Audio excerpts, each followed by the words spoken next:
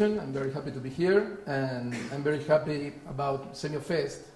Usually semiotics is an academic issue, it's something boring. At least in Spain we have a very, very bad branding because they say, oh, semiotics. Publishers say, never introduce semiotics in the title of your book because nobody's going to buy it. They don't buy books in general, but if you put semiotics, that's terrible. But we are working on that. We are trying to survive and to explain people what semiotic is. Semiotic is a fest, it's useful, and it's not so complicated. Maybe semioticians are complicated, but semiotics is not complicated. And, well, we'll try to talk about this. I'm going to talk, this is more or less a general introduction to transmedia storytelling. First, we're going to talk about what's going on in the media ecology before arriving to the new narratives. And at the end, I'm going to present, Massimo Leone is very famous because he introduced 10 points. So I'm going to introduce just 5. But I think these are the 5 challenges to semiotics coming from transmedia storytelling and coming from the new narratives. So the first act is about what's going on. What's going on in the media environment, in the media ecology. I always explain to my students, I finished university in my undergraduate in 1987, 24th of June 87, in the University of Rosario, Argentina. And do you know who was born in Rosario in 1987, 24th of June? Okay. So, you have seen his picture before. So the same day I was there in Rosario, it was my last exam. I finished the licenciatura in Comunicación Social. And the conversation between our friends at the university were about, well, what you're going to do now? You finish university, well, you have to work. And this was more or less our environment. In Rosario, we have one journal, La Capital, is there. So many friends say, okay, I'm going to work in Capital journal. A couple of friends say, okay, no, we'd like to go to television. We have 2 channels in 87. Only 2 friends say we're going to be cinema directors, and they are cinema directors today. And the other group, radio. That was more or less the media ecology in Rosario in 87. So we were very happy of that. Communication was a cool degree, and we were very happy with all these technological things around us in 87. And when I talk to my students, I say, listen, now today to study communication, to work in the field of communication is really a good thing. It's much better than 20 years ago, because we had different experiences, and maybe this picture is already old. We have new things every week. We have new practices, new productions, new media experiences every week, I repeat it. So I think that to work in the field of communication today, to study communication, to be at the university doing research, is, I always say, it's like being an engineer in England in the beginning of the 19th century. It's like being, or an artist in Florence, Firenze, in 16th century. It's to be in the right place with the right profession or the right knowledge. Semiotics is part of these theoretical tools or analytical tools that any communicator or media professional should have. So we have a lot of media. This is important for transmedia storytelling. We have new interfaces. Here we have a short video. Maybe you're ready.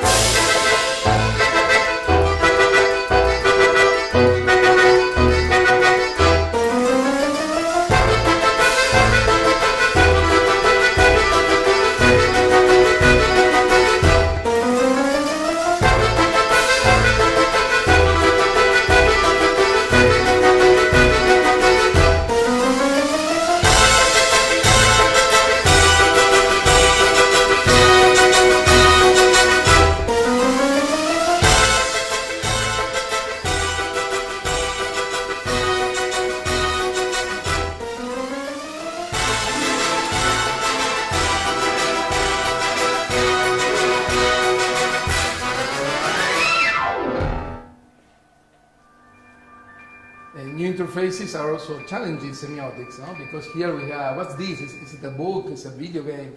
It's a software. So we have different kind of experiences and languages, semiotic systems, and interfaces combining themselves to create a new interface.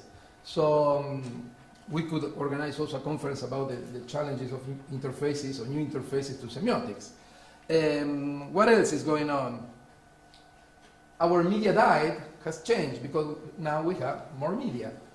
25 years ago, when Lionel Messi was born, we had not so many media, and we dedicated a lot of time to this media. Many hours listening to the radio, watching television, and now we have more media. So it means that our media diet, our media experience along the day is very, very fragmented. We have a lot of things. We maybe start a personal conversation in email, then we continue the conversation in Twitter, then we finish it in Facebook and Skype, and the same for other kind of information, for example, the information discourse or fictional discourses, we have the same situation. Here we have, so this, you know that in the 80s, media studies, they start talking about the fragmentation of audiences. I think that today we have more automation, it's more than fragmentation. Fragmentation was with the satellites, with the cable television, and here we have many more experiences, many more media environments that we visit along the day. And here is another very, very interesting thing. We are not going to talk about that, but you can see this morning, afternoon, night, we have along the day how our media experience changed. We have the computer in the morning, we use a lot the computer in the morning, then it goes down. Here we have a little mountain, but you can see that the computer is for producing, no? It's a machine for the production. So we use it in the morning and maybe a little bit in the afternoon. The blue one is the smartphone, so we use it practically. We have this, it's our personal biological interface now. We use it every day, at every moment. And you can see here the tablets, in this case the iPad. We have here a mountain in the morning. This is very important for the media ecology because this is killing newspapers. People is reading the information in the tablets. So here we don't use it a lot because it's not a production device. And look at here, we have this situation, people watching television with the iPad, people watching television with tablets, also smartphones. That's another little universe, the universe of the second screens. You know that we already have application for second screens. So we can see all these changes in the media ecology and how we are moving there. This is very important, not only for semiotics, it's very important for the business model, because the business model of broadcasting was to sell a lot of people. I have 5 million women or children watching, I don't know, El Chavo del Ocho. It's a Mexican traditional program. I have 5 million of children in Brazil or in Argentina watching El Chavo del Ocho from 4 to 5 in the afternoon. So that was the business model of broadcasting. And what's going on? People is watching more audiovisual contents, but in different platforms, in different media. So how can you make money with that? So in the broadcasting area, the construction of the audience was made around the media. They were media-centered audiences. People watching television, people listening to the radio, people reading newspapers.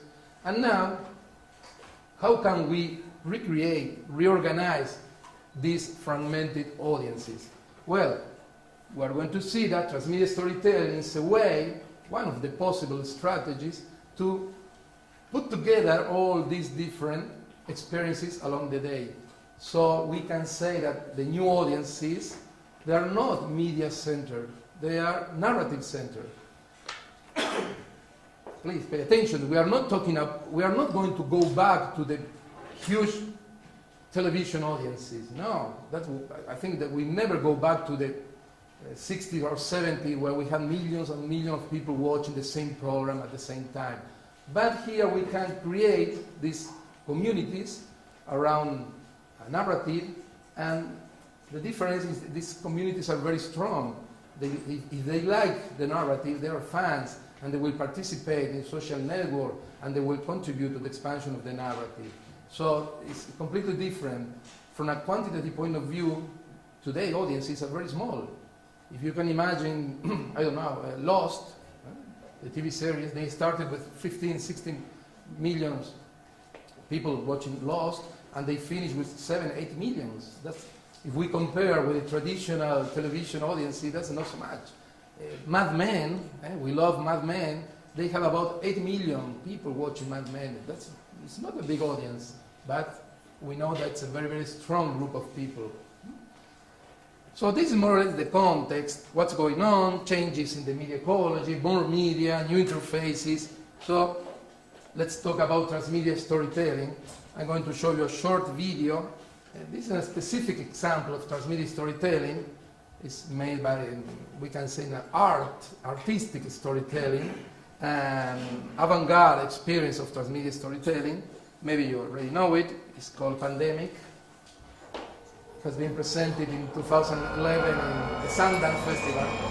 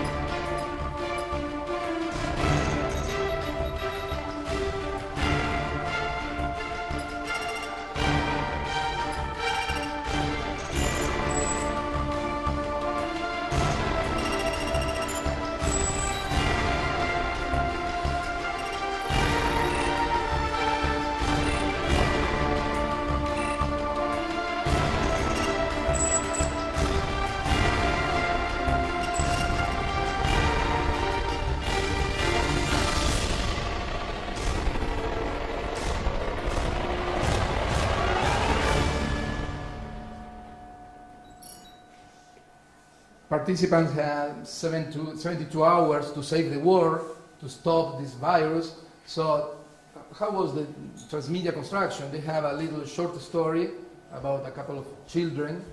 The mother has been already transformed by the virus. And they have, as you have seen, different mobile devices. They have an installation with pictures. They have these interactive surfaces by Microsoft. So it was a narrative, yes, but they have many characteristics of the traditional, or what's called a alternate reality game. So we have, people could participate in this narrative, maybe not being in the festival, maybe in the networks, helping the participants to stop the virus. So it's a completely different experience. No? This is a very particular example because it's made by an artist groups, and Lance Weiler, he works a lot in the field of documentary. So now we are going to see a couple of more mainstream transmedia experiences. When we talk about transmedia, maybe you already know this short official story of transmedia. In January of 2003, Henry Jenkins, he was working in the MIT, in the Comparative Media Lab. Comparative Media, yeah, no, not lab. The Media Lab is a different thing. The Comparative Media Center, I guess. And he published this article 10 years ago. I say, okay, we have this transmedia storytelling. It's a new kind of practice where we have stories told across different media and platforms. We are not talking about adaptation. We are not talking about an inter-semiotic translation from the book to the cinema, but we are talking about an expansion of the story. And the second element, maybe for Jenkins is the most important, is that people is participating in the expansion of the narrative. You know that Jenkins, he's not coming from semiotics, he's not coming from narratology. He, in the 90s, was one of the first ones in the USA to analyze the fan cultures, Trekkies, and people from Star Wars. So he's not really interested in the narrative structure of these transmedia experiences. He likes more, his object is more the activity of the users. So he described a couple of experiences in this book. He talked about Star Wars, he talked about Matrix, and Harry Potter. He described the dynamics between the official content, Harry Potter, and the users. you can imagine when the creator of Harry Potter, J. Rowling, she discovered 10 years ago that young people was creating blogs and telling new stories of Harry Potter. It was crazy, and I can imagine you have a character, you have built your narrative world, and people is using that world. They are telling new stories, they're inventing new characters. So Henry Jenkins described this in the book, 2006 book. They say, okay, we're going to send these kids, the lawyers, they must close the blogs where they are telling new stories. And he dedicated one chapter of the book to talk about the Harry Potter wars. And the young people, they want this war, because it's impossible to send the lawyers and to stop an Edward. It's impossible, it's crazy to send the lawyers to the best people who's buying your books and DVD and so on. You can imagine that's the logic of Gutenberg, no? Yeah, they're defending the copyright, so I'm going to send you a lawyer to the best people, our best clients. No? That was the traditional vision of cultural industry. Now, maybe you already know that the official narrative world of Harry Potter has already finished, but Ms. Rowling opened a website called pottermore.com, and just inviting young people to send new stories. You can see in 10 years how she changed the vision, the paradigm. And I think that's the right solution, because we have thousands, we are going to see a couple of examples. We have this activity, narrative activity, bottom-up activity, coming from the earth, it's like a geothermal energy, and the industry is not using that. And now they are finally discovering this energy, this narrative energy coming from the earth, and they are trying to at least use part of it. So, I interviewed Henry Jenkins 1 year ago when he came to Europe. He's been in Europe for about 2 months. And I interviewed him in Nottingham in a conference about screens and narratives. And I asked him, well, how was this idea of transmedia storytelling? He said, okay, I was in a meeting with people from Hollywood, from video game industry, and they were talking about these stories across different media, and the people participating. I said, oh, transmedia storytelling. I said, oh, okay, that's a good concept. And he never thought that would be a keyword or a very important concept, transmedia storytelling. Now, here in Spain, advertising agencies, they are selling transmedia storytelling. Okay? And if you talk to journalism, they are talking about transmedia storytelling. And last year, after the summer holidays, Lara, the owner of the Planeta Group, one of the most important multimedia groups in Iberoamerica, from Spain, he said in a meeting with all the people, transmedia storytelling, narrativa transmedia. Wow. So they are discovering this universe, because remember this structure, the media diet, because they are losing the traditional audiences, they are losing the traditional readers. And the question is how we can recreate all these group of people. I think in the last 2 years we have the big bang of transmedia storytelling. We have a lot of books, conference. With Indrek Ibrus from Tallinn, we are organizing a pre-conference in the ACA conference in a couple of weeks in London. And there are many, many activities about transmedia storytelling. And people is asking me a lot about what's going on with transmedia storytelling. I say, oh, listen, I think that today everyone is talking about transmedia storytelling. In a couple of years, or 5 years, 3, 4, not 5 maybe, the market will not be talking about transmedia storytelling. You know that the market, they need to change this a semantic market. Now transmedia storytelling is a very high level. It is like Apple a couple of months ago, and now maybe one day also transmedia storytelling is going to go down, and new concepts will arrive to the market. But in the academic environment, in the theoretical environment, I think, I'm sure that transmedia storytelling will stay there. And if you remember in the early 90s, the keyword was hypertext, and multimedia after that. And today, if you say hypertext, that's old. If you say, I have a multimedia company, that's old, that's from the 90s, that's CD-ROM. So, but we have a hypertext theory, we have books and conferences, and we have George Landau and many books and researches about hypertext. So in the academic environment, if you can work on and introduce the concept of hypertext in any kind of research, because we have a strong background of academic works behind that. And I think that maybe in 5 years or 4 or 5 years, the same will happen with transmedia storytelling. So the market will find a new concept, but I guess that in academic environment we continue to talk about transmedia storytelling because we already have more. I don't think we have a theory of transmedia storytelling, but more or less we are creating something like that. I'm going to show you a couple of traditional examples. Obviously, here we have just a little bit of the structure of the transmedia world. There are great lines, but you can see that.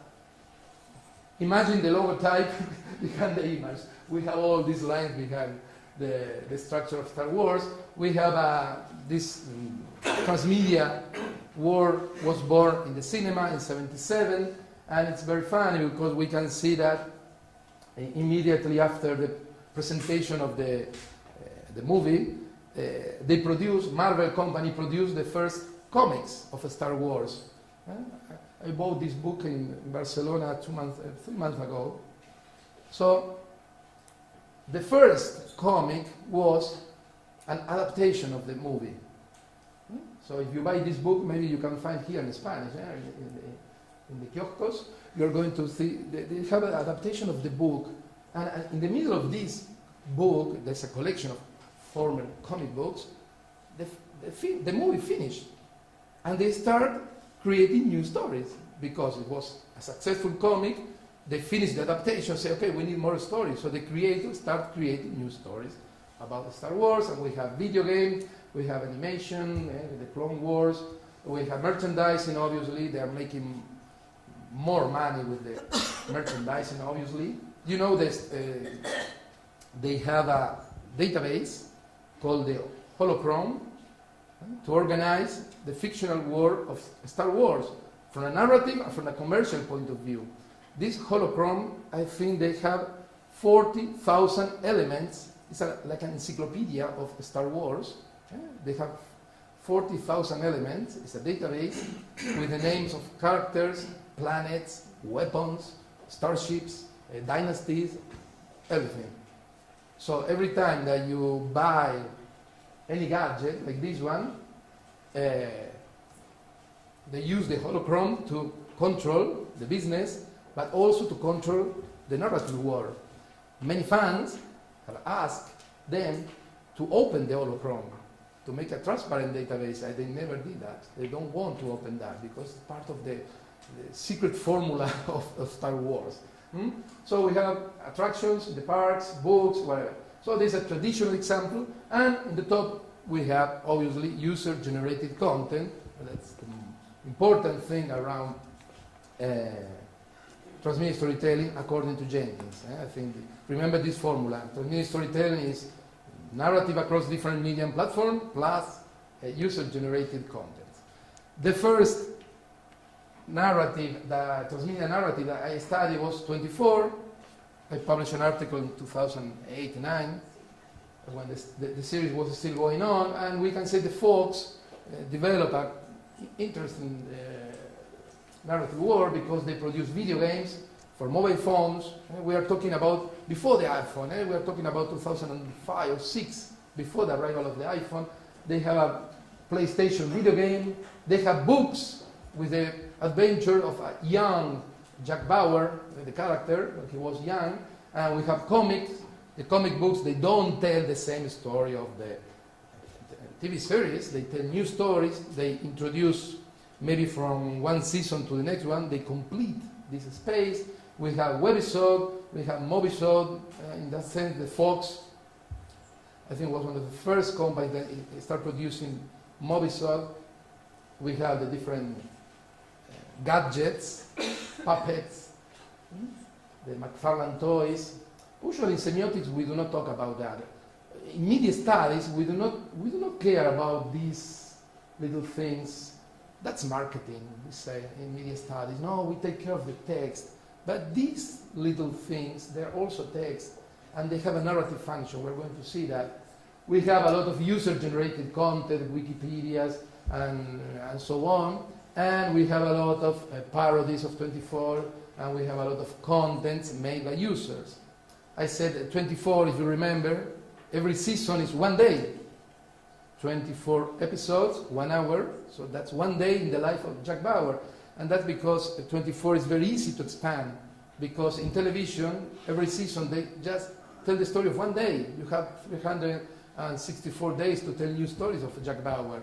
In that sense, it's very easy, very linear story. You have no flashback, no flash forwards, so it's not so complicated. Another good example, we have seen transmedia storytelling born in the cinema, in television. Here, obviously, was born in the comics. The TV series started as an adaptation of the comic, but do you like Walking Dead? Do you see Walking Dead? Do you watch it? Yes. Do you remember the end of the first season? Yes. The lab, underground lab, with this crazy scientist trying to save the world? Well, you can't find that situation in the comic. That was a creation of the TV series. So we can see that we have adaptation, but at the same time, we have an expansion. There are many discussions about this, if an adaptation is part of the narrative transmedia storytelling or not. In professional field, people like Jeff Gomez, they say no. Adaptation is one thing, transmedia storytelling is a different one. It's only expansion. But I think they have created the profile of the transmedia producer in Hollywood, has been recognized. So now in these productions, at the end, in the credits, you can see transmedia producer. And they say in the description of transmedia producer that it's not, the transmedia producer or transmedia storytelling is not expansion, it's not adaptation, it's just expansion. New stories, new characters. Because I guess that they want to create a difference with another profile that's the specialist in adaptation. So they didn't want to combine them, to defend maybe the corporative interest of the transmedia producer. That's my hypothesis. But I don't like that. When I talk about transmedia storytelling, I like to think in transmedia narrative worlds where we have expansions, adaptations. For example, for my children, they love Walking Dead. And they have all the comics and they watch the TV series, and they're not taking care about this, if it is adaptation or not. Yeah, they know, we have seen this in the comic before. But for them, Walking Dead is a narrative world, it's a universe. And you can arrive to this universe through different windows, through different world gates. And we have obviously a lot of user-generated content. We have books and the video games and so on. We can see that a transmedia narrative world could start anywhere. Any text, a comic, a movie, TV series could be the starting point of transmedia storytelling.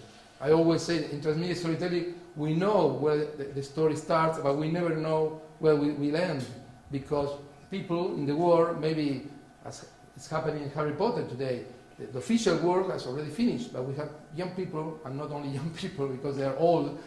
In the last 20 years, they have been consuming Harry Potter, and they're creating new stories. So we never know when the transmedia storytelling work finishes. So here we have another example. We can say a video game center transmedia storytelling experience. We have the video game in the middle, and we have books, movies, user-generated content, merchandising, comics, and so on. So we have also in this case an expansion of the narrative world. What else? Well, one of my favorite series, we have published a book with friends from Buenos Aires and Barcelona. And here is more complicated situation. We have video games where you can, it's a first-person video game where you can be in the island with the characters of the TV series. You can interact with the characters. So it's the traditional immersion inside the story. That's a good thing for video games. We have alternate reality games, 2 alternate reality games between one season and the next one. We have a couple of comics, not official comics, we are going to talk about them. And we have user-generated content, we have 4 books, we have a mobisode with little productions, short production that we have never seen in television. We have always merchandising and many other things. I'm going to show you a couple of elements, textual production around Lost. This is the mobisode. It's in Spanish, mobisode.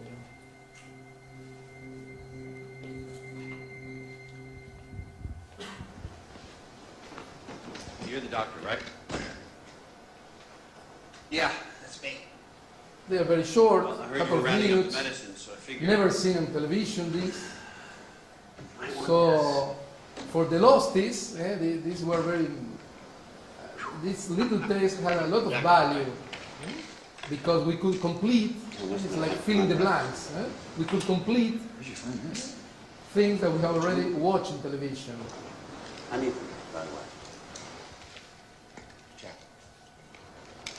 From a professional perspective, this kind of short movies are very important, I guess.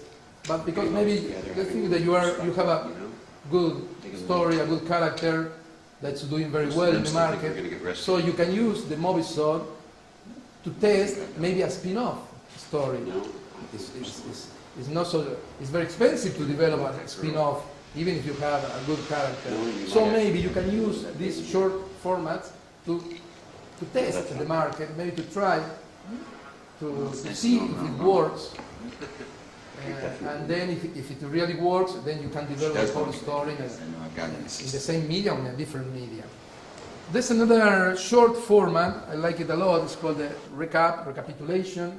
This is an official one, but I think that this format was born, we can see that, this format was born not in the official industry, it was born with the users. Maybe you remember that short video is called The Sopranos in 9 minutes. Users have compressed Sopranos in 9 minutes, all the seasons, with a voice, well, it doesn't work, this one, I don't know. And this is an official recap. It's about 4 or 5 minutes long. It's a presentation of the first 3 seasons of Lost, with a voice telling what's going on and short images of the most important elements of the first 3 seasons. And we have recaps made by users, like this one. This should work. If you've never seen Lost but you'd like to know what it was all about, Sorry or for you the have seen spoilers. Lost but you still don't know what it was all about, I'm going to explain it to you with post-it notes. Okay, this is an island, and in the centre of the island is a light. We're told that this is the source of a light that exists inside everybody, representing all of human goodness, and if the light goes out on the island, it goes out everywhere. People cease to be good. More on that in a bit, but first I'd like to introduce you to some men. First is a guy with a black shirt. Users have a lot of time for doing the man in black this. is evil incarnate. They love the Literally, story, he they turns up as a participate. black In this smoke case, whenever he he's wants not to. He expanding. wants to take on the forms of He's the dead. creating Man in more black a is trapped paratext. on the island. Think of it like a wine bottle. The island is the wine bottle. But the production of the user is The incredible. cork was ever popped. It's The man in black very- will be able to escape the island, taking all You of can his find new things. formats. So You that's the can man in find black. things The second like guy this is the man in one. white. Tell them that would be disrespectful. This is made by users. We can see images from 3 different seasons, like in 24, the split screen. We used to have these here in our encyclopedia. Well, This character was in this place at the time of the accident. After 2, 3, 4 years, we have all our lost encyclopedia here. really, that you can't stand. And here we can Silly watch thing it. For sinking so low as to select something that Ben wouldn't like. Here I am thinking that free will still actually exists.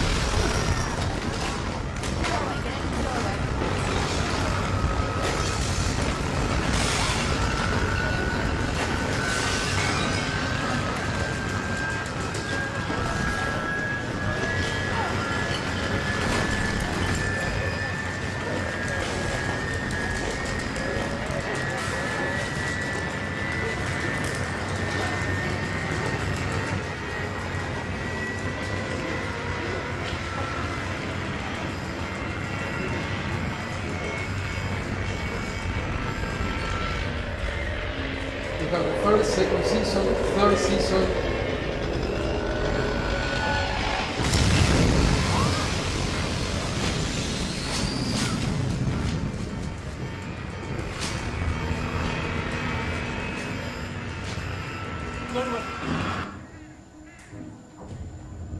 see with the tail end?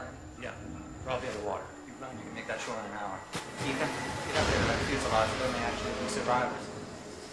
You're one of them. Passenger, shot. Come up with an adequate story if they ask. Stay quiet if they don't. Listen, learn, don't get involved. I want lists in 3 days. Go.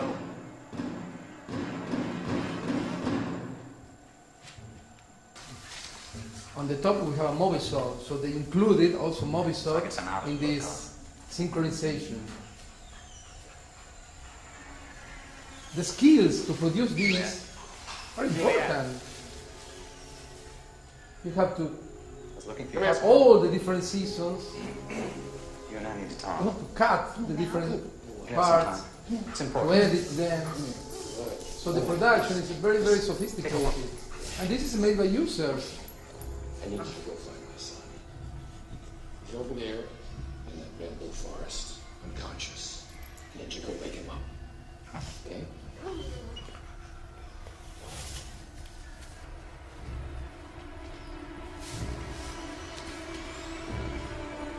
This is the Movisol.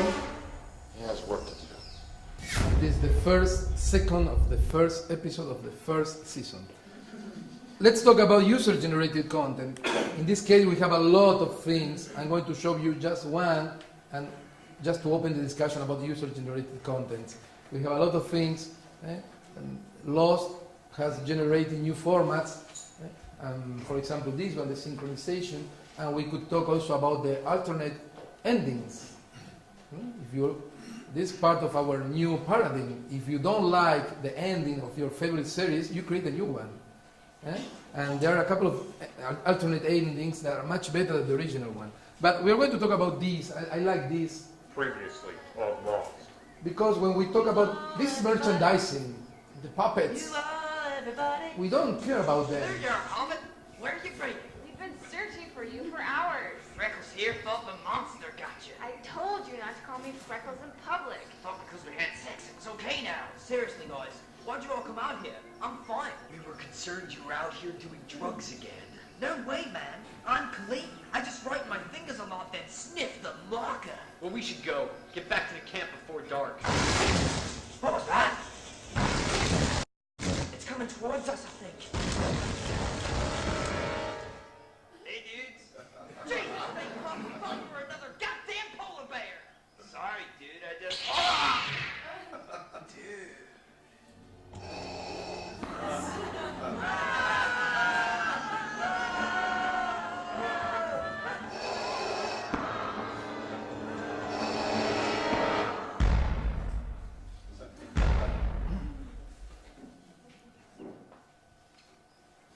Look at the bright side. He'll last 2 weeks longer than the boar. These guys, very young guys, the Fine Brothers, they start producing home videos, and now they have a company. They produce these videos, like this one, and they have different series. This one is in YouTube. This video has about 4 or 5 million visits. And they're creating videos with the aesthetics of user contents, aesthetics. They're producing video for Disney, for Cartoon Networks. So, we have a lot of examples of user-generated content, but we should never think that the cultural industry and the user-generated field, let's say the canon and the fandom, they are completely separated. No, there are a lot of connection between them. Henry Jenkins' last book, called Spreadable Media, was published in January. It's about that. It's about the complex relationship between the industry and the users. We have contradictions, we have appropriations. For example, when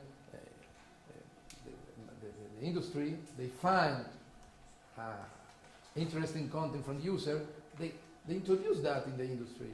For example, this is a good example, but for example, here in Spain, we have Pardillos. Pardillos is a parody of Lost.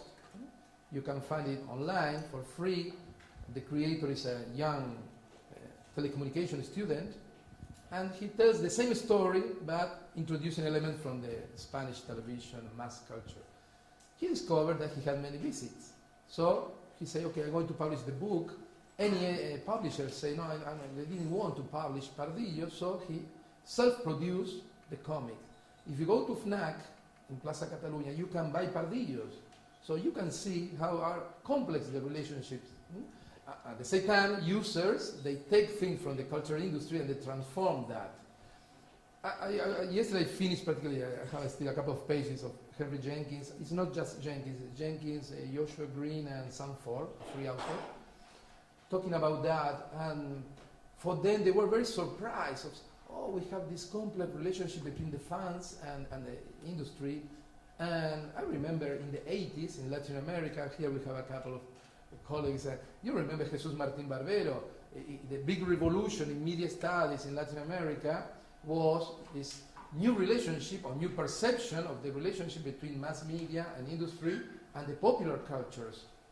So Barbero said, okay, we have a projection from one to another because mass culture is business, is the production, serial production of standard elements, like Adorno and Horkheimer said, and they want to make money, and we have the popular cultures in Latin America, but we have this relationship because, for example, Globo in Brazil, they look at the popular cultures, they take elements, and they produce telenovelas for that people. And at the same time, popular cultures take things from the industry, for example, advertising song or something like that, a jingle, and if you go to football soccer stadium in Argentina on Sunday, they are telling horrible things to the other team using the songs from the television. So you can see this complex relationship, and now we are rediscovering that.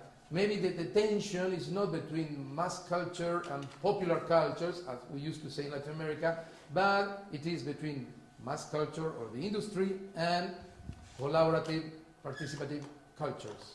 That I think is it's a good thing to analyze all the complexity of this relationship because they are not two separated environments. Well, let's talk about semiotics.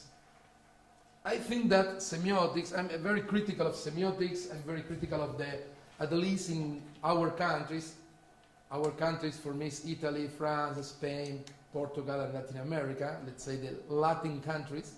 I'm very critical with the state of semiotics because I think that in the last maybe 20 years we didn't have new things, we didn't have new categories, and when I talk about this with my friends, semioticians, they say, no, but everything is okay, I don't know, it's perfect, the situation. I don't know. I think that semiotics evolves, change, when we have two situations. First, when we have exchanges with other disciplines. If we keep talking only between semioticians, we don't evolve. This is more or less the evolution of ideas and technologies. If we do not have dialogues with other people, it's very difficult to evolve.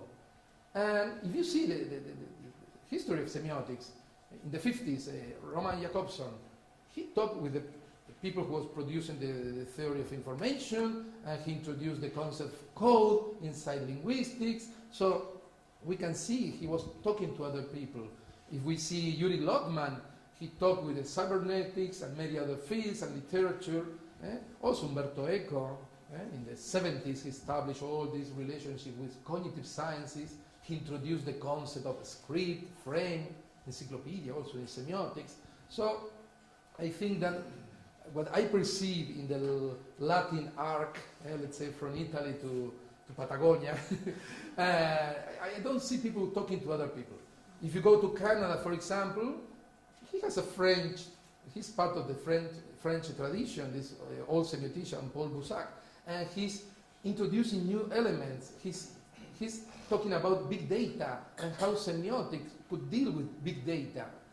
I wrote in my post, in my blog, a post about semiotics and big data, saying, oh, listen, this guy is telling us, let's talk to these people.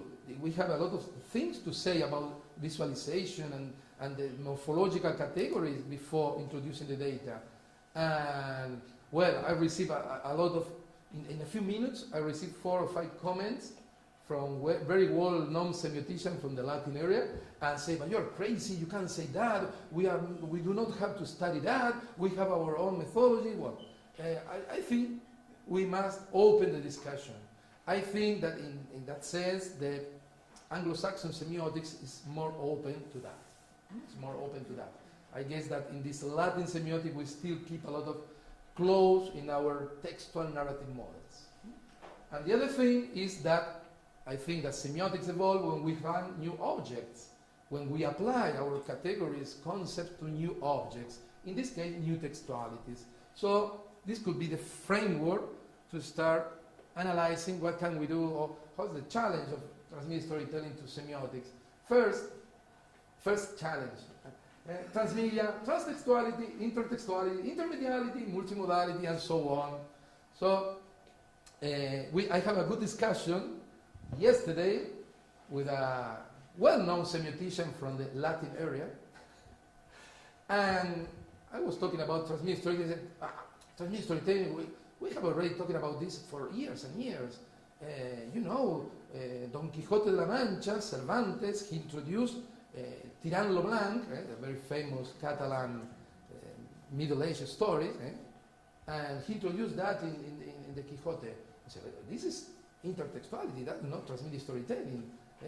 If Tirant lo Blanc was a character in Cervantes' story, in Don Quixote, well, that could be a transmedia storytelling maybe, because we have a narrative continuation, a narrative program that started in Tirant lo Blanc and continued in Don Quixote. But intertextuality is not the same as transmedia storytelling. Maybe we have a contact, but not always.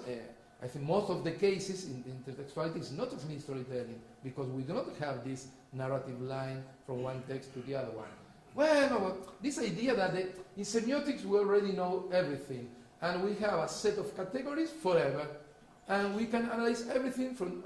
Okay, I don't like that. So, here, I'm like Homer Simpson. We must improve our analytical categories and concepts. Maybe we must introduce or expand our dictionaries to clarify, to develop a new set of... Maybe we need new concepts.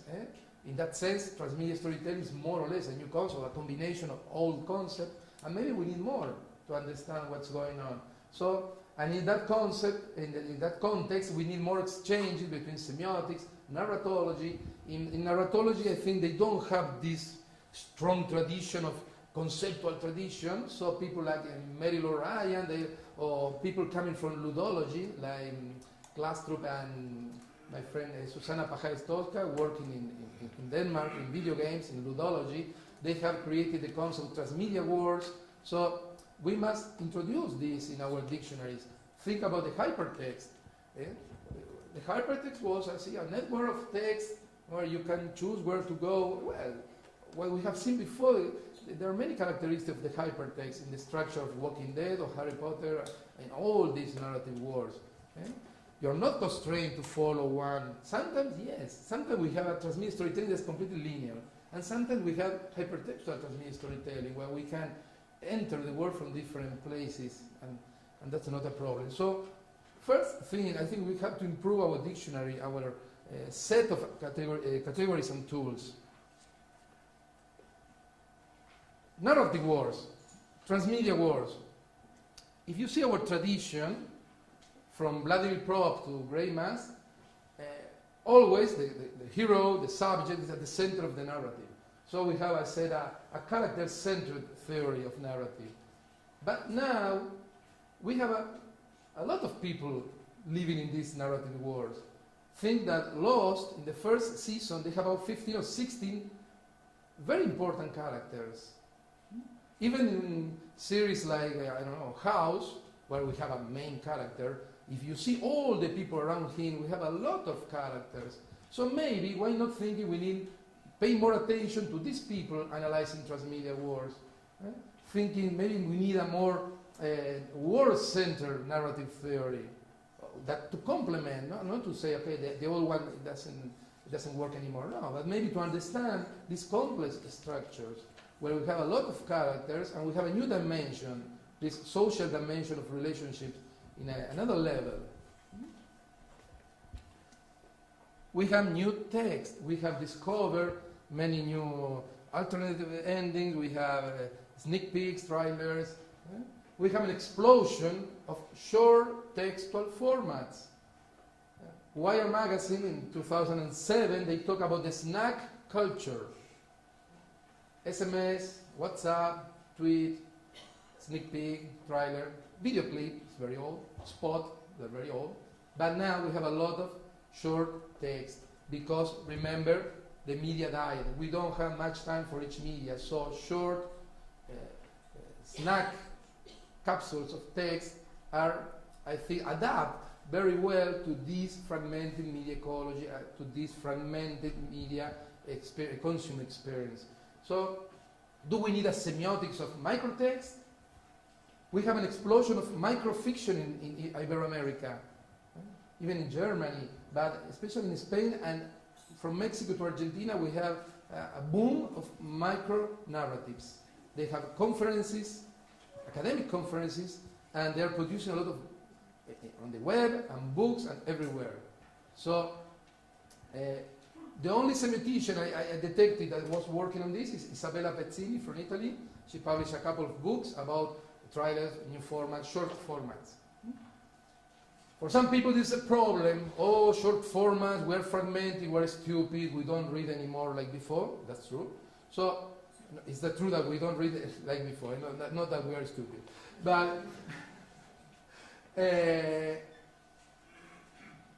Alessandro Barico, the Italian writer, he came to Barcelona 2 years ago to the CCCB, and after the conference, one guy asked him, "Hey, Barico, what's going on with the short text? We are fragmented." And Barico said, "Okay, but pay attention, because if you focus on the short text, that's one thing, but focus about all your textual activity along the day.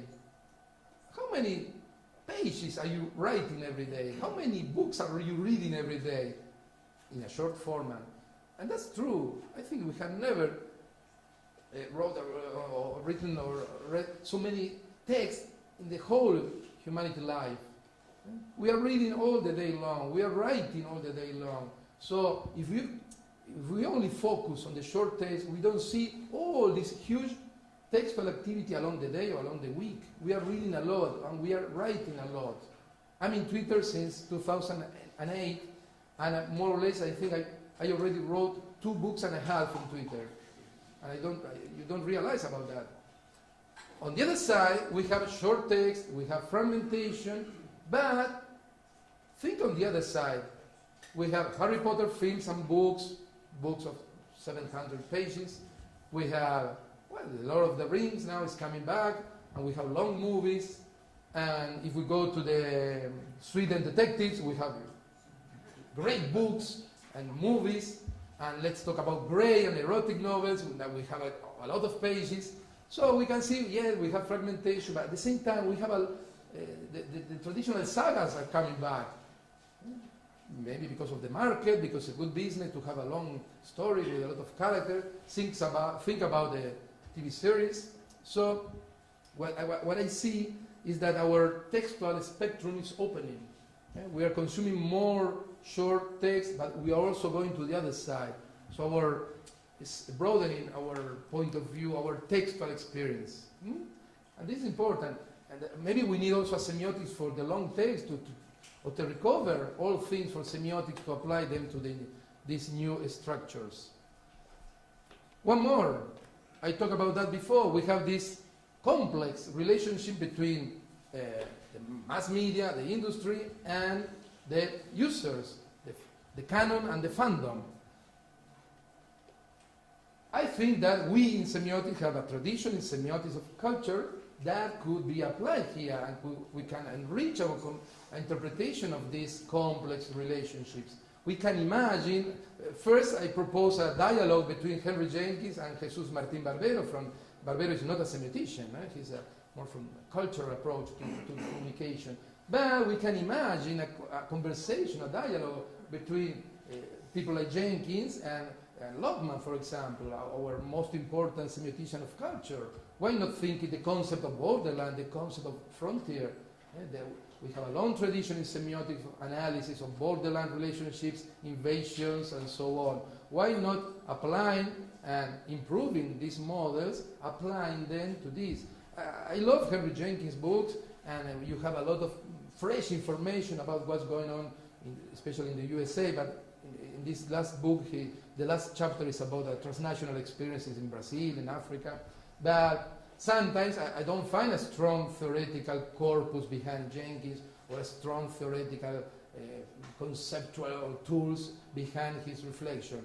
I think in that sense, with Henry Jenkins' descriptions and our semiotic tradition of more formal of categories and tools, I think we can create a good environment for understanding this. And finally, I like this challenge. I like it a lot because in Umberto Eco's theory, the construction of possible worlds hypothesis was an individual process. His description of the user or subject reading Sherlock Holmes and constructing the hypothesis and the possible worlds, the piccoli mondi, the little worlds, and the killer is this one. No, it's not this one. You throw it away, they are descartable words, and you create a new one, and you create a new one. And if the narrative is good, you will arrive to the end, to the last page, or to the end of the movie, and you don't know who the killer is. And the author will surprise you. What's this one? Oh, I never thought about it. Okay. This was an individual process. Now, what I discovered in Lost and many other series is that the construction of narrative words, the construction of possible words, hypothesis, is a collective process. Remember Lost, because it's a good example of abduction and interpretation. No? We have a beautiful example there. When the mission of the episode finished, 20 seconds after that, the people was in the network, people from everywhere in the world, discussing about the interpretation of the episode.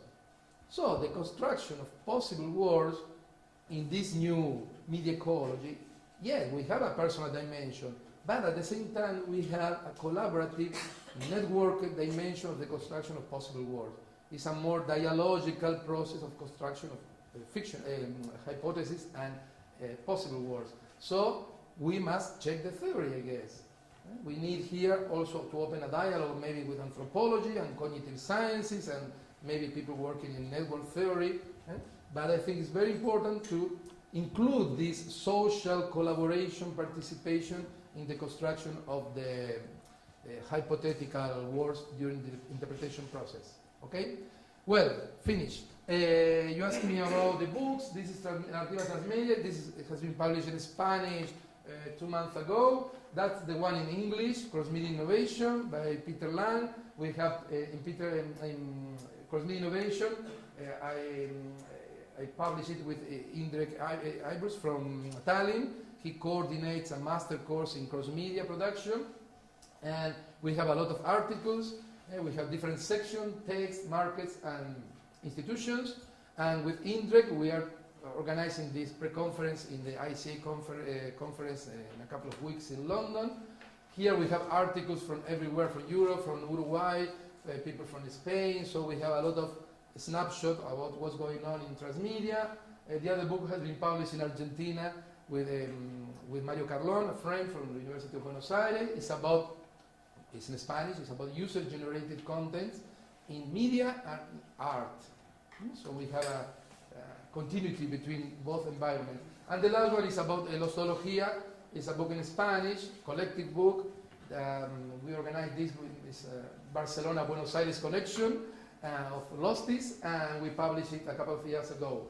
It is in Spanish, but Semiotica, the journal, has published, after 2 years practically, they have published my article called Lostology, Transmedia Storytelling and Expansion Compression Strategies. Should be in this last issue. And here we have my coordinates in the media diet. Well, I think we have 5-10 minutes for questions. Okay, I finished.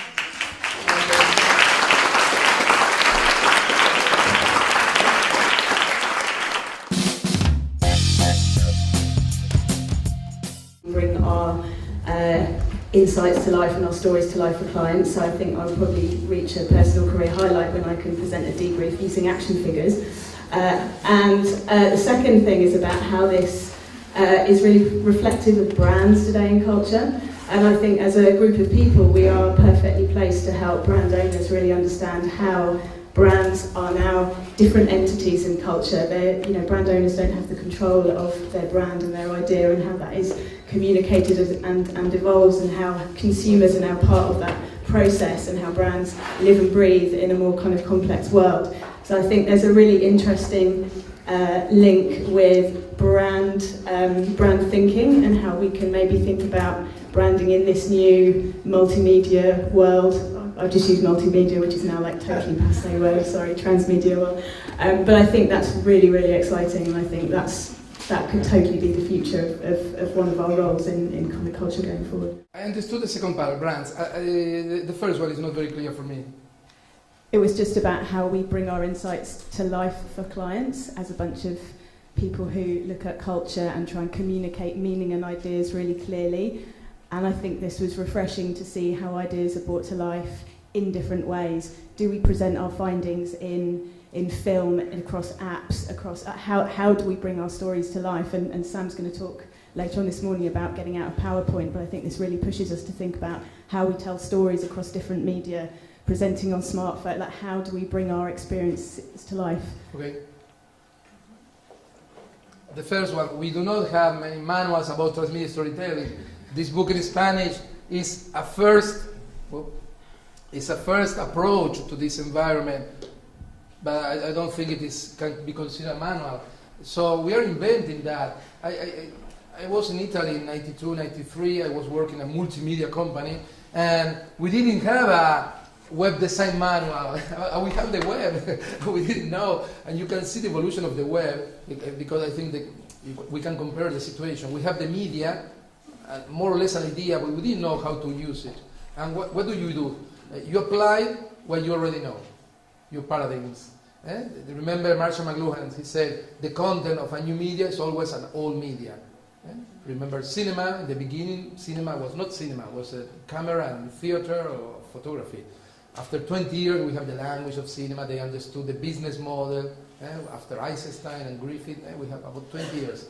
The same happened with the web, in the sense that we didn't have a web design manual book in 94, 93, so we had to discover the grammar. And if you see, for example, in the web, journalists, what did they do? They copied, or they introduced in the web a PDF of the printed journal. And people from marketing, they used to sell banners.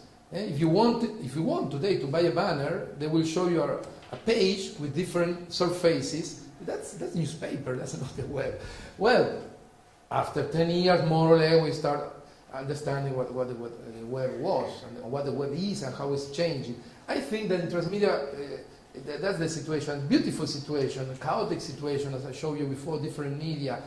We have to create new experiences, people is interested in this, and we have to discover how to do that. We have a lot of experiences now in the last years, but we have to improve that and create new things. It's a very creative environment for that. We can talk about narrative, how to improve, how to create this. We can talk about user, how can we introduce the users in our story, because it's very easy to say, you have to create a platform for the user. Yeah, but why will the user participate? So we have to understand that. Many people is working on that. We have successful experience, we have experience that we don't know because nothing happened.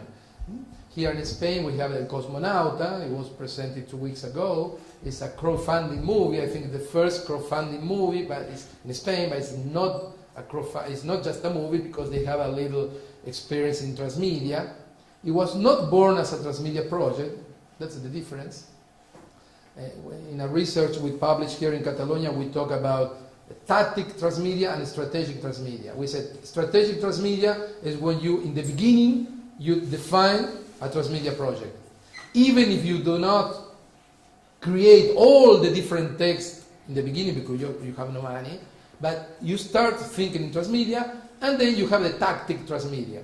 You start maybe a movie, maybe one day you receive a call, would you like to produce a video game? Oh yes, okay, let's do it.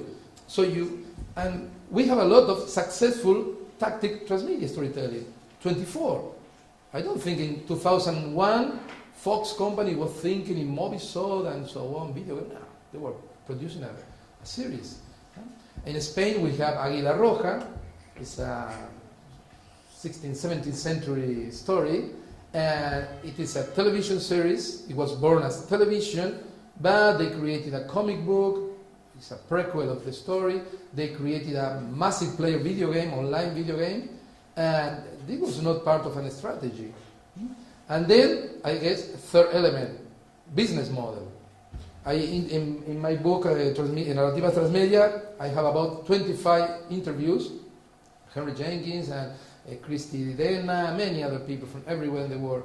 And I guess, yes, Christy Dena, she told me, I think the most important improvement in Transmedia storytelling will not come from narrative, will come from business models, I guess.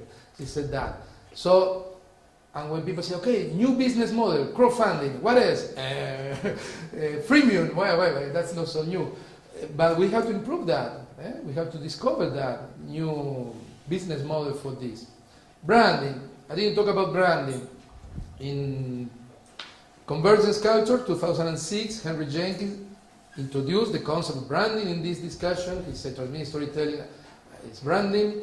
I think we have a confluence of different elements. First, branding. We can introduce semiotics, storytelling, and transmedia. What happens? Now, in Spain especially, many people are talking about storytelling. We have this famous book by Salmon, a French writer, called Storytelling. It's a book, it's a bestseller in Spain, not in Italy, for example, more or less in France.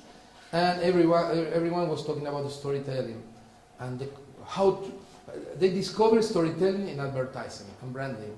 And we semioticians know that in the 90s in France, Jean-Marie Floch, and in Italy, Andrea Semprini, and in Italy, Vanico De Lupi, they used to work in semiotic, analyze branding from a semiotic perspective, from a narrative perspective. So this connection between storytelling and branding is not new for us. In the last 25 years, we have people analyzing that. And so we have branding, storytelling.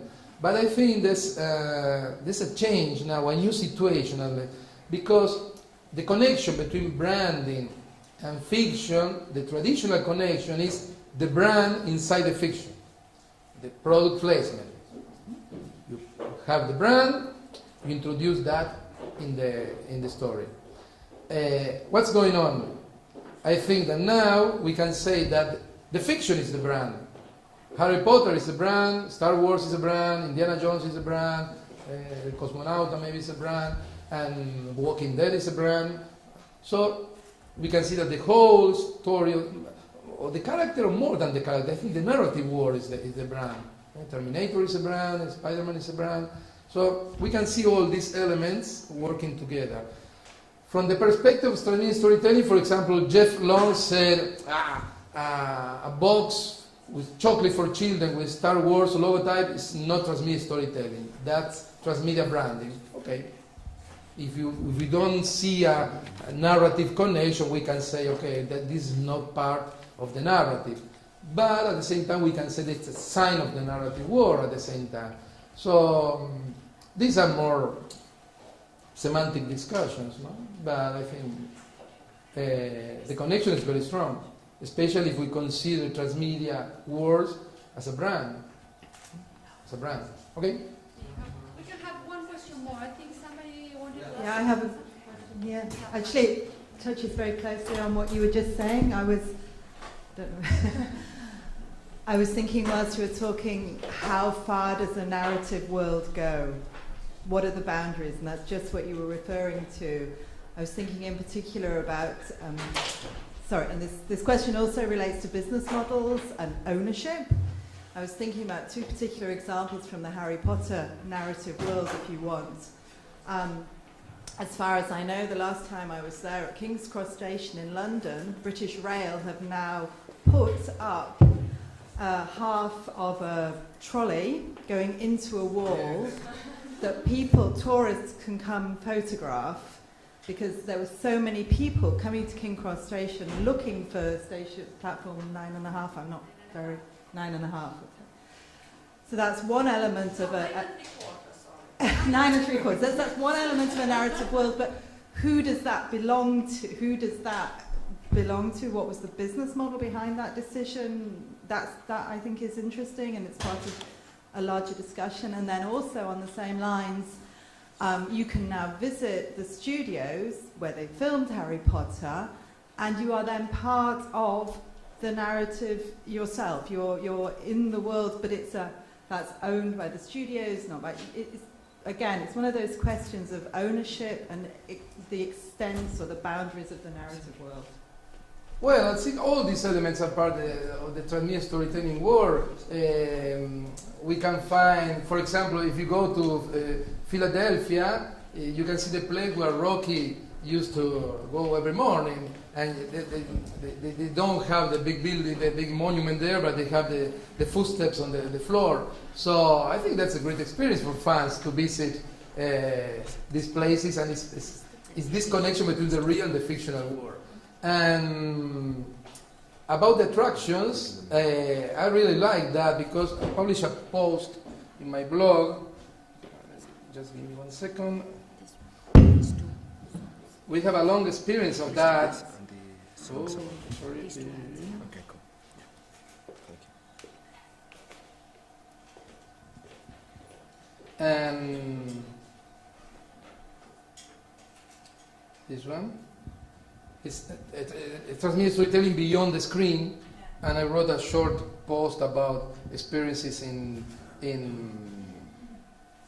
attractions. For example, this Transmedia storytelling world, Pirates, was born in an attraction in the 60s. So, and it's very funny because they created attractions in Tokyo, in Paris, and the first movie arrived in 2003, I remember. And at the end, now they have created a new attraction from the movie. So we have the circle of them. So we can see first that Transmedia storytelling can start everywhere. But two examples. This is from the 90s. You remember Aliens, the second film? They had created this experience in London in the 90s. I found this video. I hope we can. Yes, it works. It should work.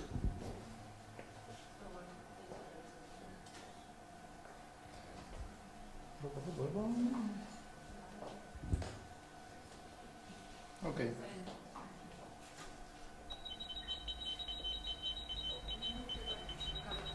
It works.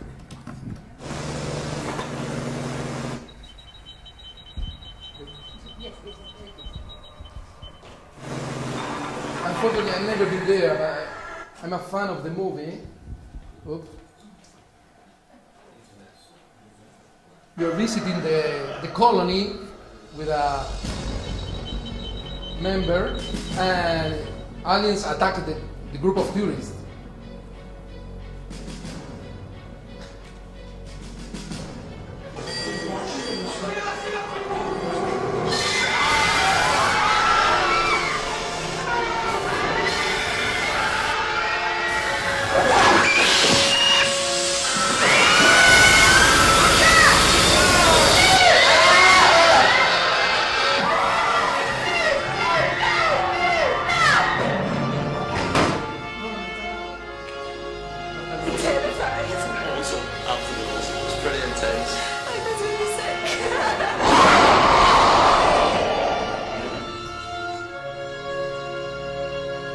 I think this is much better than the video game. We're talking about immersion in the narrative. That's the big difference between. We have a first immersion experience in the movies, the big black environment. But with video games, we are inside the story. And I didn't say that, but imagine in Lost, you can interact with Jack, Kate, all these characters. You are there, and in this case, it's really great. And I found this in England about Doctor Who. They opened a museum, and this is more between the paratext because they have different elements from the series, but they have a couple of interactive activities. So we are moving always in this environment between paratext and transmedia storytelling, and I think it's really great. If you can create this expansion of the narrative world in the real world. Sometimes it's not so complicated. For example, in Harry Potter, you just put that in the station, and the people, oh wow. Sometimes you can create more immersive experiences. But we have a liberation of the narrative forces in that sense. And we have a great field to tell new stories in different ways. I think we will have to stop because we have another Okay. talk. I'm really sorry. If you have any questions, you have my emails and Twitter and so on. I'm going to stay maybe half an hour. Unfortunately, I can't stay here because I've been outside my house for more than a week. And I don't know if my children will recognize me today. They say, "Mom, there's a man in the door." But enjoy Semiofest and the rest of the day in Barcelona. Okay?